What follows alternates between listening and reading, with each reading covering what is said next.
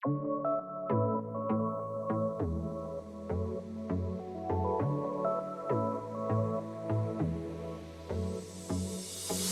everyone. This is the Nuance Needed podcast. I'm Amanda. And I'm Sam. And today, I guess we should lead with big time, bold, italicized, underlined trigger warning that this episode and our next episode are both going to be about suicide and suicidality. Yep. And talking about the nitty gritty of that. And it's something that professionally we see a lot, conversations that we're trained to have, signs that we're trained to identify, but also like personal experiences as well. And so we know that it's one of those topics that everybody knows about, but there's so little conversation about it. And it's a topic that we've been kind of like batting around for a while, but we weren't sure how to go about it. And then other things come up that we want to talk about. And we're like, well, that sounds easier. So let's let's just do that one.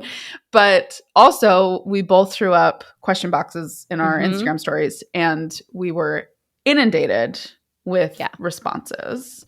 So how we're going to break it up is, so the episode today, we're going to get more into kind of like the more professional assessment of it, kind of like 30,000 foot view, if you will, kind of talking about our professional experiences with it, personal experiences, what it looks like, is it common, all of those sorts of things. And then we will be getting to all of your questions in the next one. So there you go. There's kind of like a preview of what to expect.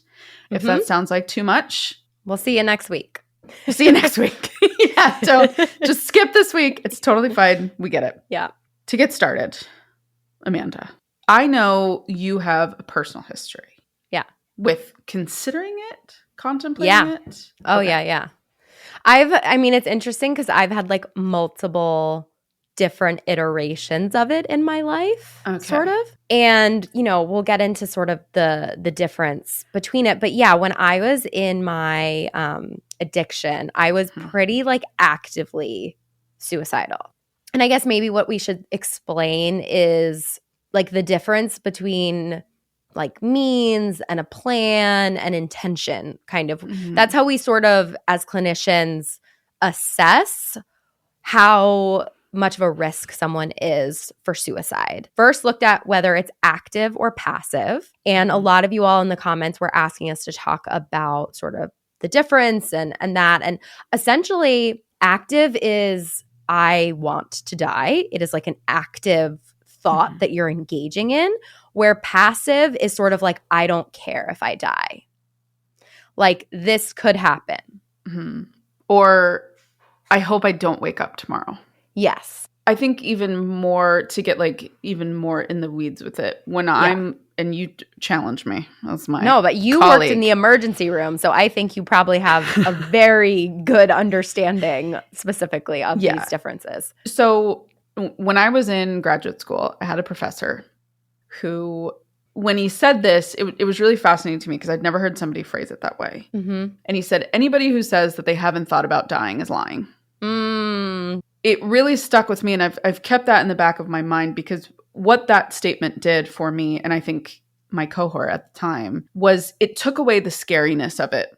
Because it's terrifying. It's terrifying, especially on a personal level, obviously, but on a professional level, you feel this like additional responsibility that you have to be predictive of it, and you have to know it immediately, and you have to see it immediately. And that if it comes up, it's, oh my God, 5-alarm fire everywhere, you have to be admitted, all that.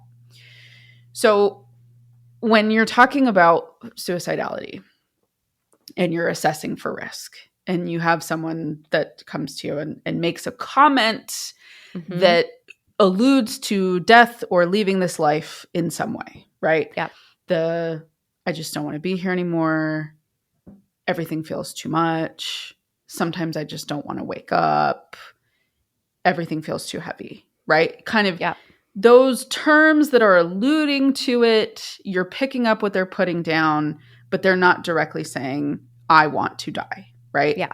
So talking about passive suicidality, you start to explore, well, what do you mean by that? then sometimes, I would say a lot of the time, people will follow up with like, well, I don't want to die. Yeah. I just want things to stop feeling so difficult. Yeah. Right? Yeah. And when someone says something along those lines or falls within that explanation, my concern really kind of goes out the door, because I'm like, no, you're having a healthy reaction to life feeling really hard right now. Yeah. Or if we're in the middle of a medication transition or change, or if they've, for women, if they're on their period, that's a huge marker for me that I ask about where we are in our cycle. That makes a huge difference, and so kind of allowing people to be human. That when someone's talking about passivity, you want to identify what the root of it is. Yeah. And then you allow them to be human, and you don't panic, and you don't say like, you need to go to the emergency room right now because you're going to die. Yeah. Now, if that pivots to, well, sometimes I just don't want to be alive. Yeah. Okay. What do you mean by that? And what we start assessing for is, do you have a plan? Have you thought of, I am going to do A, B, C, D, E to make sure that I leave? Okay. There's red flag number 1. The next point you go to is, with the plan you just identified, whatever that is, do you have physical access to the means and the ability to carry that out? Yep. Okay. Done. Then you also look for, have you started making preparations? Yep. Have you started saying goodbye? Are you texting people? Are you giving things away? That's a huge one. If someone gives you like their most prized possession, you should ask questions. That's usually an indicator that they're planning things. Yeah. Also, something that's really fascinating is people are actually happiest after they've made the decision. Yes. Because they feel free. And they feel like, oh, I finally have committed to this idea. Yeah. And so a lot of families will feel confused, and even clinicians will sometimes feel confused because they notice that there's this huge boost in mood and they seem better and they seem like they're making progress, and everybody kind of eases off.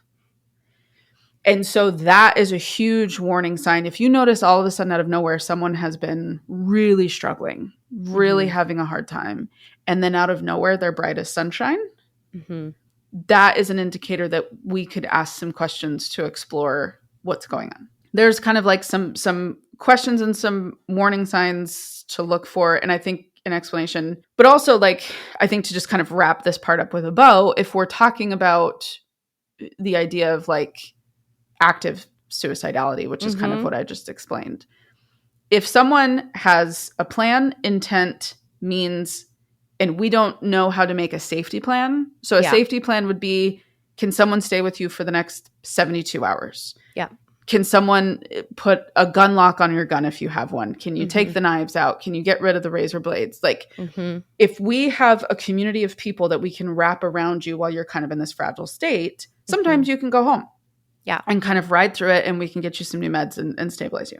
Yeah. However, there are some people that will say in assessment, yes, if I go home, this is happening. So that's when you start to talk about inpatient psychiatric admission for stabilization, and you're not allowed to leave the hospital until the psychiatrist feels confident that you are safe or have a plan in place to go. Well, and it's so hard though too, because if someone is really intent on dying, they can lie, right? They can say they will make the safety plan. They can say they won't do it. They can say all of those things. And I think that's what's really, really hard too. And we do on some level, we can do everything we can. Right. But on some level, like people do have autonomy, and people who are, for lack of a better word, very committed to ending their life, like people figure it out. They do. And that's what's sad. I don't know about you, but I think for me, that was one of the biggest moments of acceptance that I had to come to in my professional journey, was this understanding of, I have to make sure I have done everything I can. I ticked every box. I had the conversations. If someone ever communicates to me that they want to, I reach out to the emergency contact that I have, their support system. I let people know. Call 911 if you have to do a welfare check. But the hardest part of it sometimes is the realization. I think this is for family and friends too. Yeah. there are some people that won't be stopped. Yeah. And I think that's like a really dicey thing to acknowledge, but a true thing to acknowledge. And that doesn't mean we don't try. That doesn't mean we don't fight. But I'm glad you brought that up, because I think for anybody listening who is not a clinician or a professional and someone in your life has done that, there was nothing you could have done. And I think if you are listening to this, like, I want to hold your hand and say, professionally, I can confirm there are some clients that are just so difficult and it's heartbreaking and it just feels like it's not enough. And, you know, for you to relieve yourself of that pressure of, like, you know, to quote Taylor Swift, like, if one thing had been different, would everything be different? Right. And that was a decision that this person made. And we can't even fathom, like, the level of darkness that you have to be feeling to feel so convinced that that's the only option. And it's tragic for everybody involved. And I think what breaks my heart professionally and as a human is the stigma that's around it still. Yes. Well, I just think people really don't understand that when you are in such a dark place, it, like, suicide seems like relief. That is why it happens. And that's why it's so, like, I just don't, I get so frustrated with the whole notion of it's selfish or something like that, because so often it is not even that people want to die necessarily. It is that the current experience of being alive is so awful. They are trying to just not participate in that. And this is the only way they can think of to escape. And that was my experience when I was in my addiction. I had no hope. I could not fathom this any getting better. So I was just in the darkest, lowest place. And a lot of times it's also like self-hatred that really seals the deal also. It's not just no hope or that things won't change or overwhelm. It's a lot of times self-hatred, shame of yourself. When I was suicidal, I felt like I was living, you know, I was in college. I was in, like, the depths of my addiction. I was severely depressed. I had an eating disorder. I had, like, totaled my car. I was at the point in my addiction where all 3 of my roommates that I lived with didn't, like, talk to me anymore pretty much because they just, like, didn't want anything to do with me, which they had good reason for. Right. But I just felt so alone, and I felt like I truly would be doing people a favor. Like, I thought about my parents, and obviously as a parent now, I think about it very differently.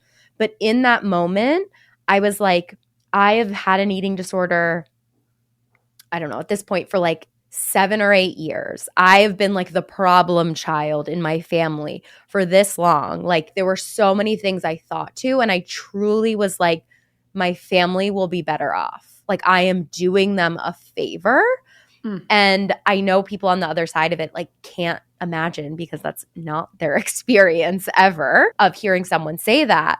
But when you feel like a burden for so long and you feel like there is no hope, so I'm going to continue to burden them for forever, and I hate myself and people hate me, I am not there. It's you feel like there's no point. Like, you are just actually worthless, and it would be better for everyone for you to not be here. And it is not like, that's what is so insane to me about when people say suicide is selfish, because a lot of times people actually think that they're helping in some way. Like, I think not 100% necessarily, but if you truly feel like that much of a burden and like it's not going to get better, you kind of can say to yourself, I know my parents or people in my life would be devastated for a long period of time, but then they will get relief and they will feel better and it will, like, be okay. What I'm hearing through your story too is, like, the shame was probably almost becoming, like, physically painful.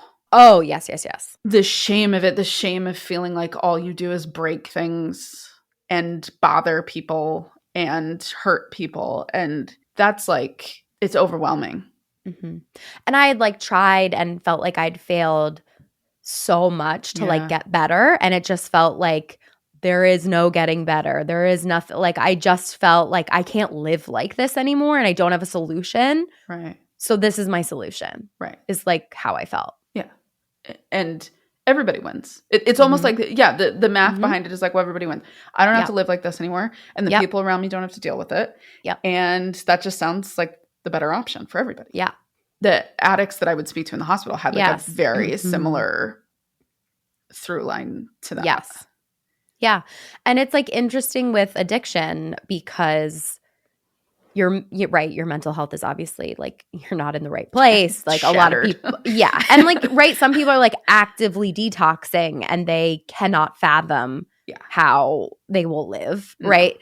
So that makes things complicated for sure. But it's also hard. What is the line between someone, you know, taking so many drugs that because they don't care and they're just like, well, if I die from taking this many drugs, I die. I don't care. Yeah. And people who, right, like there is a difference in intentionality of someone who's like, I can't live like this anymore and I'm going to do a bunch of drugs and I'm going to kill myself. And for some people, it's like, well, if I wake up, I wake up. And if I don't, I don't. Well, one, I'm glad you're still here. Thanks. And your story brings up such an interesting point, which is for us to have this sense of empathy for somebody who's in that space. Mm-hmm. And that it is such a dark, overwhelming space to be. Yeah. And I think the stigma with it is that people are like, well, you just need to stand up and fix your life. Mm-hmm. Like, stop dwelling in this and you're making it worse. And it's like, how privileged are you to stand in that space to say, like, I've never been in that darkness, so why are you? Mm-hmm. Or that your life has been such that it hasn't ever needed to feel that dark. Yeah. You haven't gone through any, like, significant trauma or anything that's rocked your world to the point of tilting it upside down. My personal story is I haven't struggled with those thoughts personally. Mm-hmm. I have in like moments of like really heavy stress and things, I've had very passive thoughts of like, I wonder what happens when we're not here anymore. Yeah. Like that was, for me, that's where I've gotten more in like a life felt too much stress, but I wanted to keep living, but I wanted like the immediate pain to stop. Mm-hmm. That's as far as it's ever gotten. And I think for me, that's only been like two, 3 times in my life that I can think of. And it was fairly fleeting, which I'm lucky for. Mm-hmm. However, professionally, I've seen it a lot, had so many conversations around it. I did it the first 2 years I worked at the hospital, and then I fully transitioned to the clinical case management team, which was just like trauma, death, dying, and substance use. So I wasn't doing like specific suicide assessments anymore, but I was assessing for it with my substance use patients like all the time. And so if they would kind of open up about that, a lot of times what we would have to do is make sure that they were fully sober. Yeah. I mean, it's one of the biggest risk factors, right, is substance use. Yeah. And so, making sure that they weren't still like whipped up on meth or, nodding off from opiates or, drunk up the ass. However, I did have, when I worked with CPS, one of my last cases, it was a kid who was 14 years old. Mm-hmm. And this story circles back to what we said earlier about you doing everything that you can do. So there were some people that had called in this case because they were concerned that the parents weren't doing enough. So it was more, if I remember correctly, I think the case was called in for emotional neglect. Mm-hmm. And so I went to the house and I see this whole interaction like start to finish. Yeah. Clear as day. So I went to the house. The parents were kind of like quiet, subdued people, but they were doing everything that they could. He had a therapist. He had a psychiatrist. The two of them were in therapy to make sure, they were doing things in an appropriate way. Yep. They were really big on surrounding him with his siblings. Mm-hmm. They were big on him having friends. They were doing their best to be aware of him, and they had an open line of communication and all this stuff. And so I talked to him, and he was the next one that I had to talk to, and I talked to him alone, and I just see it. Like if I close my eyes, I was sitting on one couch, he was sitting on the other couch, and I can remember what he's wearing. I can remember what he looked like. And I talked to him, and he was like, yeah, I have a job for the summer, and I do this, and I'm trying out for the musical, and my friends and I are going to do this. And the other key to that is what you want to talk to people about is forward thinking goals, or like something that shows there's something they're looking forward to. There's something they want to do. There's something that gives them a reason to cling to for wanting to stay alive. Yeah. And so he's ticking all of these boxes, and he's like, yeah, sometimes like I feel really low. But like I talked to this person, I do this, and I know my meds can help. And it was just like, yeah. Okay. Like school's going to be starting soon. He's excited for that. Great. Yeah. Closed the case, staffed it with everybody on my team. Good to go. We feel comfortable with that. Yeah. And 3 weeks later, he killed himself. And that just like wrecked me.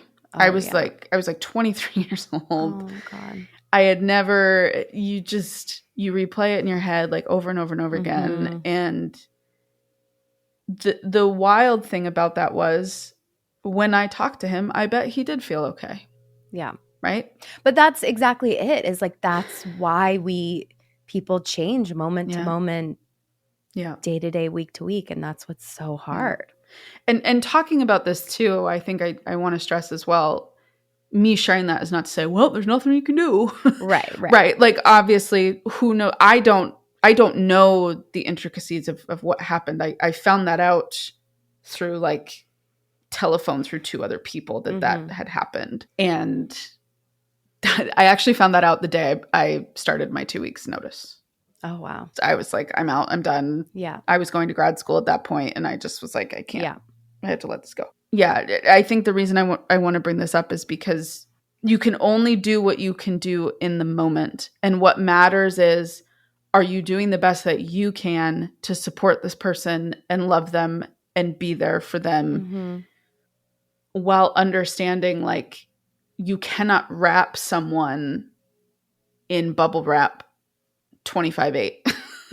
And that's what I think is so painful for loved ones who know they have someone who's going through that, is because there is this innate fear of like, I can't leave them alone. Yeah. And then sometimes it makes them worse. Yes. Sometimes, not saying don't do that. Right. But I think it's really challenging. And that's why sometimes people start to lie, because they feel then like, I am such a burden. This person is so worried about me. I'm taking up all this energy, like I hate myself that, this is happening. Yeah. And them not feeling like they have any freedom. Like they've surrendered their freedom because they opened up about this. And that's one of the hardest, most complicated, most nuanced, no right answer facet of suicidality, is so many people are afraid to talk about it because they're so afraid of being, 302'd, having to be, admitted to the hospital involuntarily, or people acting weird around them losing freedom like you were talking about. And it is such a catch-22, and there isn't one specific right answer. And it's why we've, the field has developed some of these tools that we were talking about, the different facets of assessing suicidality. But it's really hard. Yeah. Because looking back, it was not appropriate for me to go into that situation and be like, well, you still have to go inpatient. Right. Like that was not appropriate. Yeah. He was okay.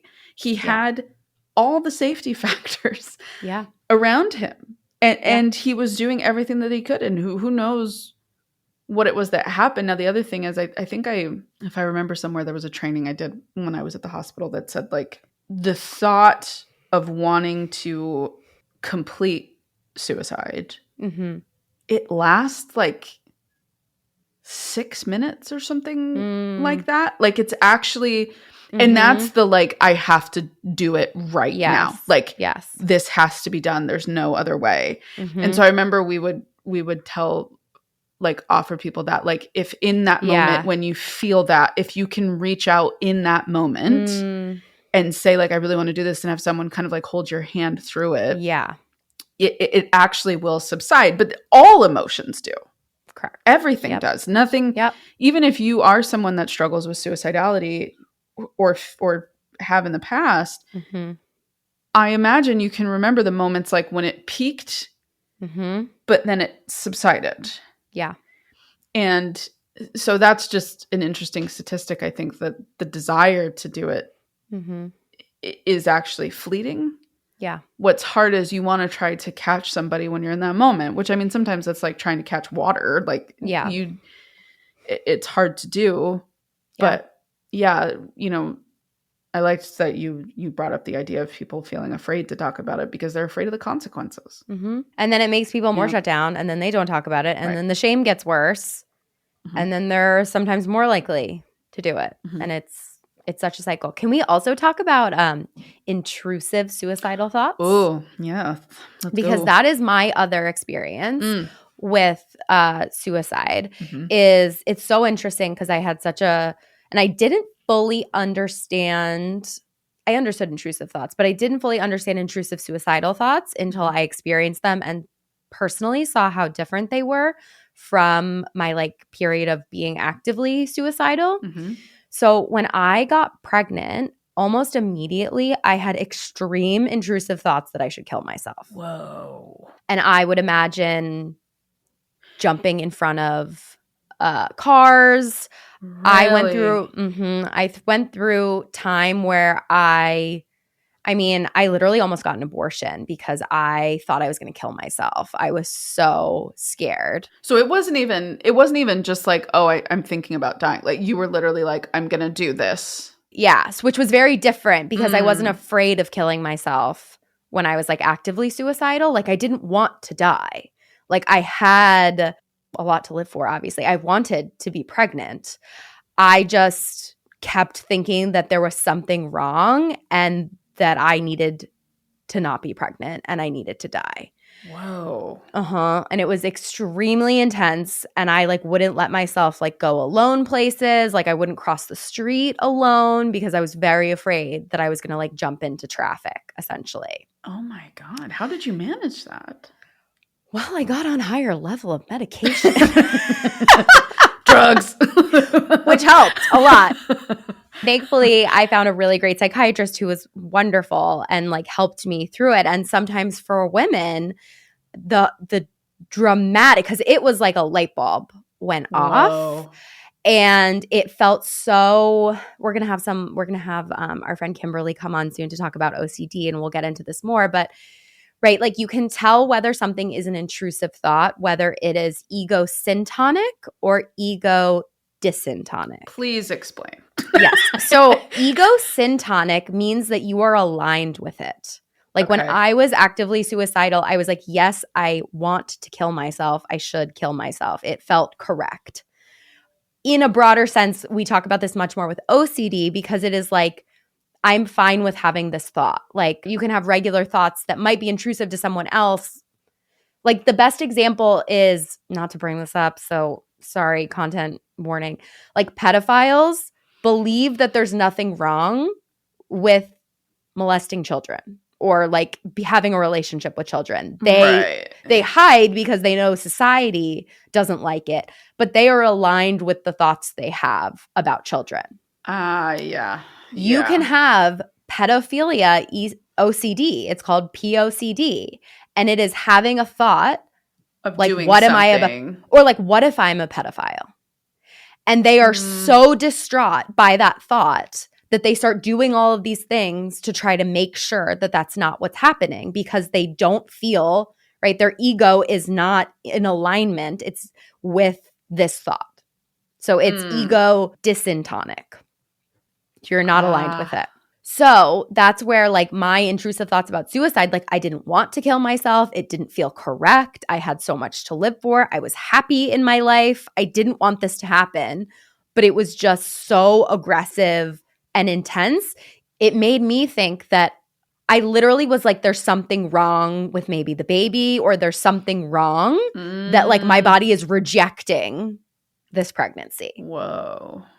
And I was like, this is like, yeah, it was, I didn't want to do it. And I literally thought for a period of time before we got my meds right that I wouldn't be able to survive if I had the baby. At what point in your pregnancy did that kick in? Immediately, as soon as I found out I was pregnant. Really? And I think it was exacerbated because I had really severe, it's called hyperemesis gravidarum, HG. Oh, yeah. So I threw up 8 or 9 times a day, a lot of times water, for almost my whole pregnancy. Like, it was especially really bad in the beginning, and I couldn't keep anything down. And I felt like I had the flu, a very bad flu, for weeks, and I couldn't get in to see the doctor, and it was like horrible. I also, we'll have to do an episode on this, but I also had a lot of shame when I got pregnant. I thought I was like disgusting. Like, it was like going through puberty again. Like, it brought up so much, like, I hated puberty. I like did not cope well with it. Was it because of the physical changes in your body? Because like I anticipated them. And I literally described it to people as like, when I got pregnant, I felt like there was an alien invasion. Yeah. Like, that was how I felt. But it felt horrible. But yeah, so I thankfully had a really great psychiatrist who specialized in this. And she just said that some people, this really, like, the huge hormone shift that you go through at the beginning as soon as you get pregnant, it's like rapid. And a lot of people who have HG have an even more pronounced, intense hormonal shift, that some people's brains go haywire and like just don't respond well, like mental health wise. And once I upped my meds and changed some meds and things like that, it went away. So it was so crazy how it was just like so clearly hormonal. So it made me think too about how you've like checked in with people about like how that can happen. And when I was pregnant and I continued to meet with her and stuff, and I still meet with her, she said that a similar thing happens when people breastfeed. So really? she very kindly told me that I may not be the best candidate to breastfeed, because she was like, when you because after you give birth, right, the hormones drop out of your system. Right. And then you start breastfeeding, and different ones or a similar cascade sort of goes in. And that was also a reason why I didn't breastfeed, because I was very afraid of, I think I was depressed still throughout my whole pregnancy, even though it was like the suicidal thoughts weren't there after that. But I was very concerned about like postpartum depression and like those postpartum feelings of suicide, which are very common in women coming back. Okay, so if you're listening to this episode and feeling like, oh my gosh, I could actually really use a therapist, we've got you. My practice, Therapy for Women Center, has therapists licensed in 43 states across the country. This is also where Sam and I work, so if you're interested in working with one of us, reach out to us at therapyforwomencenter.com. And if we aren't a fit, like I said, we have therapists who can definitely help you. All the therapists are hired by me, trained by me, handpicked by me, and we really back and support our therapists. We vouch for them, unlike some of these big online therapy platforms. Also, if you're local to the Philadelphia area, we have 3 office locations there. So I would love for you to go to our website, therapyforwomencenter.com, and check it out. I think part of the issue with this stigma too is you bring up like the most vulnerable point of your life to feel that way. Like, you're pregnant with your first baby, you're bringing life into the world. Like, it's supposed to be, there's so much socialization around what that event is supposed to be. Yeah. And mean to people. Yeah. And I think how many women just suffer in silence, and how many women who are seem to be struggling so bad, but nobody can figure out like what's going on. Yeah. It's linked to that because it is strictly your mental health. There's literally like a biological event occurring within your body that you have no say over. And I think even for people that struggle with just like major depressive disorder at a baseline, or OCD, and we sit here and we try to belittle these things. And honestly, like, to be vulnerable on my end, one of the most cringy moments of my life, I was like 20 years old. Mm-hmm. I think I hadn't even started like my psych classes, like nothing. And I was still like the most traumatized person on earth. But I had a roommate at the time who said that she was feeling suicidal. And it was like one of those big, stupid like roommate meetings that you have when there's like problems going on. And that just should be illegal at a baseline. But that's a different story because it's so problematic having a bunch. It's like the blind leading the blind. But yes. You know, she opened up about how like she periodically felt suicidal. And looking back, I feel so bad because there were a bunch of us that started telling her like how selfish she was. Mm. But also that was like the Mormon belief of like, my God, I can't even, I mean, that the intersection with religion. Yeah. The whole like, how dare you, like your life's precious, it's so selfish to do that to your family, blah, blah, blah. And so like that is like not getting into heaven. Exactly. You know, you're going to be floating around in purgatory for forever, or as Mormons call it, spirit prison. Honestly, it kind of sounds like a more fun place, but yeah, like that is like a mea culpa moment for me that I just want to normalize of like, I think if I go back to that moment, I was so overwhelmed and I wanted to fix it and I wanted to help. And I was just like, well, we have to tell her like how bad this is. Mm-hmm. We have to tell her like how bad it is to do this. And all we were doing was like shaming the shit out of her. I think the problem is so many people want to help. And even if you know somebody in your life that you think is struggling with that, or maybe like Amanda's story and experience like triggered the realization in you from your own life, or a friend that you have right now, or a family member, it doesn't help to just like lay into someone about what the problem is and about why they're doing it wrong. Like that doesn't help. Yeah. And if you are someone that has not struggled with this or hasn't had a lot of exposure to it, I think it feels so overwhelming because it doesn't get higher. The stakes don't get higher than that when you're talking about someone wanting to hurt themselves or take their own life. But honestly, the best thing that you can do is to just sit with someone. If someone opens up to you about these things, it is not your job to pontificate about how amazing life is, about everything that they have, about everything that's important to them, like, or how it would impact everybody around them. Just sit with them. Yeah. Just let them feel normal in the abnormality for 10 minutes. Yeah. And that those thoughts are safe with them. And I think we can get into that even deeper with some of the questions that we got. But that was just what I was thinking is like how much shame there is around it. And I think your story was like the perfect example of, I would imagine you had to be so selective about who you were opening up to about that. One, because it's personal, but then two, because so many people just in their desire to help would just be useless. Yeah. I mean, it's interesting. Like, thankfully, you know, because I've struggled with so many mental health issues, I think that has like changed the barometer of like who I spend time with and stuff like that. Like sometimes I've been like, what do you do when your life is sort of a walking trigger for someone else? You know, like a walking trigger warning when someone like asks you about your life and you're like, well, you know, trigger warning, all of these things. But yeah, I just really wanted to share that part of the story too, because I think, like you said, Sam, like I have so much extra super compassion for moms. And like I think about moms who are, and I didn't have suicidal thoughts once my daughter was born and things like that. And I'm really grateful. I actually didn't have postpartum depression. And I think it was because I didn't breastfeed and I felt so much better in comparison. Yeah. And I have a really amazing partner who we split everything, and you can't get help when you're pregnant. You can't, someone can't carry the child half of the time, but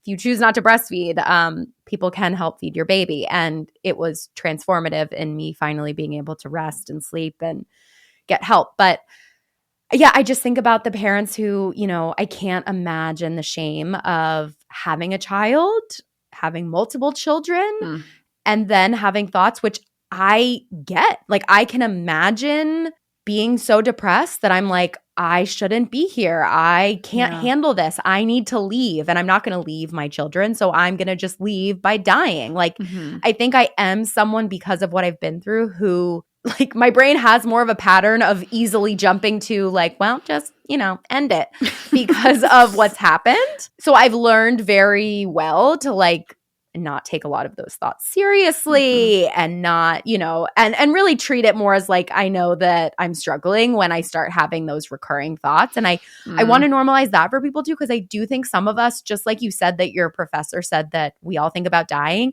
Yeah. I do think some of us just like play with the idea more than others. Some people are more comfortable with it than others. I think depending on your personal experience or whether you treat it, or I think probably people who've maybe, God forbid, lost someone to it probably are.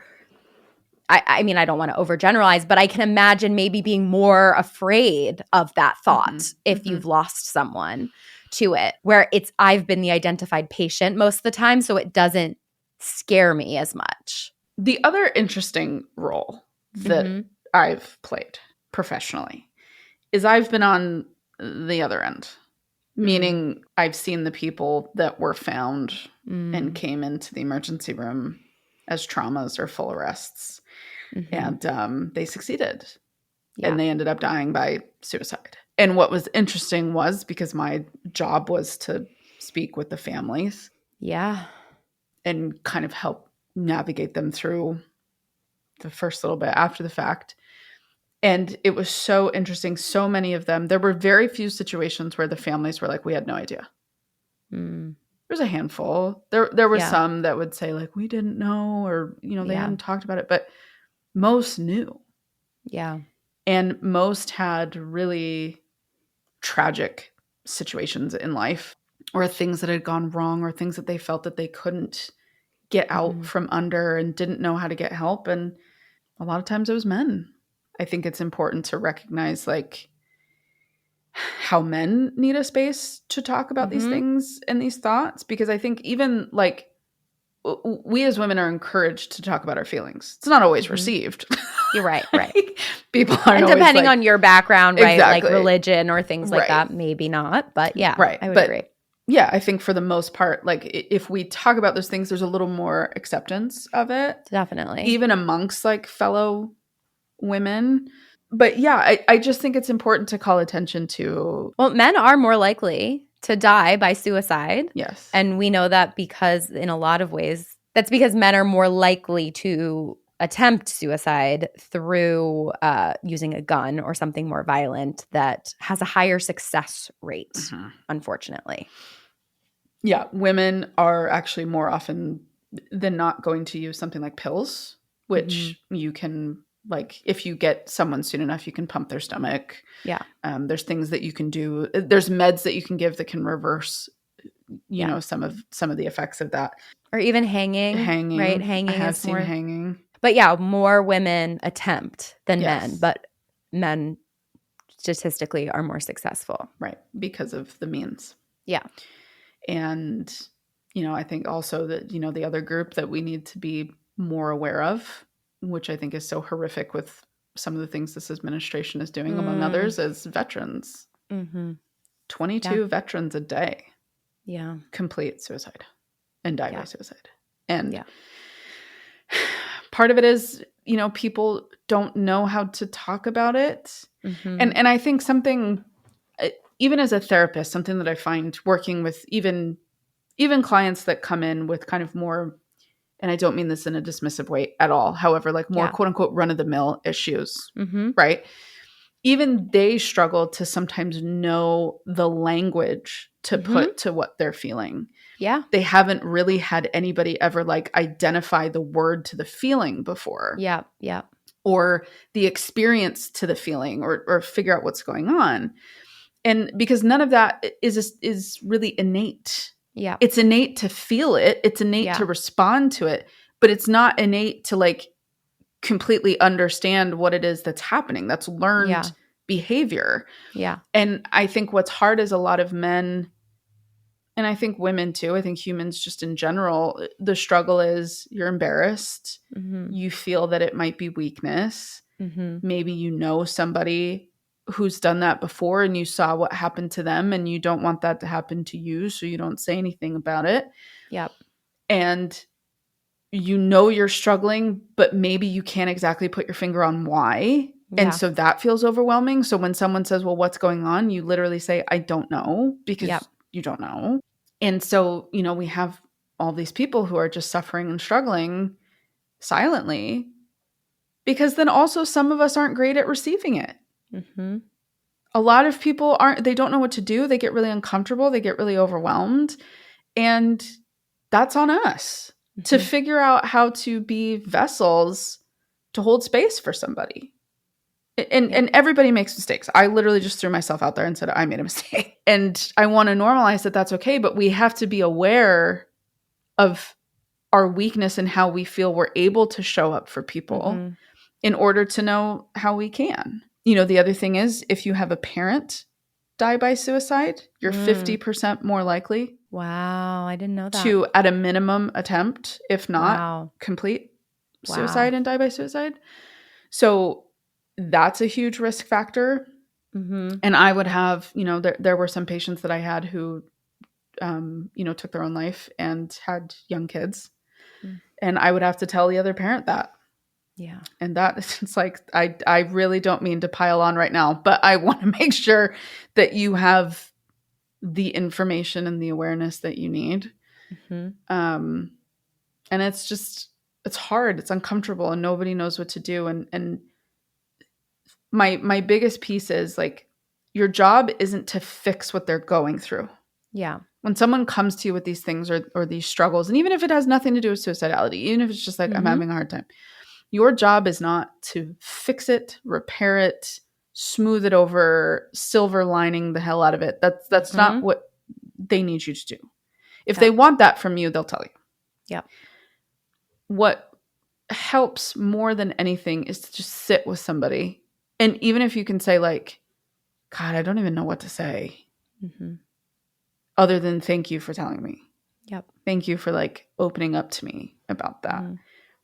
That is going to take you so much farther than getting mad, getting overwhelmed, being like, well, I don't know what to do. What do we need to do? What do you need me to do? Like, just pause, let it be. And, you know, if they're sitting there with something in their hand that could cause harm, call 911, right? Yeah. Like, obviously, like, if something is really going on, but if it's just words, how can you just sit in that space and maybe say, like, would it be helpful for us to go somewhere right now? Do you just need a little bit of time? Right? Like, that's as far as it goes. Yep. And to not leave them alone while they're still feeling that way, and to make sure, if it's not somebody you live with, to get them to somebody else who can help, right? But it's hard. It's tough. And it's, earlier you said it perfectly. You said, like, there's no solution to this. It's just, you try to get it right and you try to be there the best way you can, but it's risky. Yep. Well, we hope that you found this episode helpful if you listened. As always, let us know your questions. You can email us at podcast@therapyforwomencenter.com, or we love hearing from you on Instagram, or you can DM us on Substack. Join us on Substack at substack.nuanceneeded.com. And we'll be back on Thursday with an FAQ episode to follow up. Yep. And in the meantime, you know the drill. Anything that you can do to rate, review, share, subscribe, get the word out, it would mean the world to us. If this, you know, this is a really important topic and there's not a lot of conversations about it. And so if this episode resonated with you, feel free to share it with somebody who you think it might be helpful for. Share it to good old socials. And we appreciate every single one of you that have rate, reviewed, shared, subscribed. We think you're the best. We will see you next time. Bye.